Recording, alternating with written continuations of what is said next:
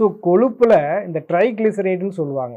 இந்த மாதிரி ஒரு கொழுப்பு உடம்புல இருந்தா கூட, அதைய கரைப்பதற்கு மிக மிக அருமையான ஒரு அற்புதமான காய் வந்து கோவக்காய். இந்த கோவக்காய் வந்து ஏதோ வடநாட்டு காய் நெறைய பேர் சொல்றாங்க. ஆனா அது நம்ம சாப்பிடாதனால வடநாட்டு காய், சாப்பிட்டா அப்ப நம்ம நாட்டு காயா மாறிடும். இந்த கோவக்காய ஒரு 6 காய் காலை, மாலை 2 நேரம் சாப்பிட்டு வந்தீங்கன்னா, வயிற்றுக்குள்ள இருக்கக்கூடிய தோலும் சரியாகும், வெளியில இருக்கக்கூடிய தோல் மண்டலமும் சரியாகும். பார்க்கறதுக்கு ரொம்ப அழகாயிடுவீங்க. இந்த ட்ரைகிளிசரைடு வந்து இறங்கிரும்.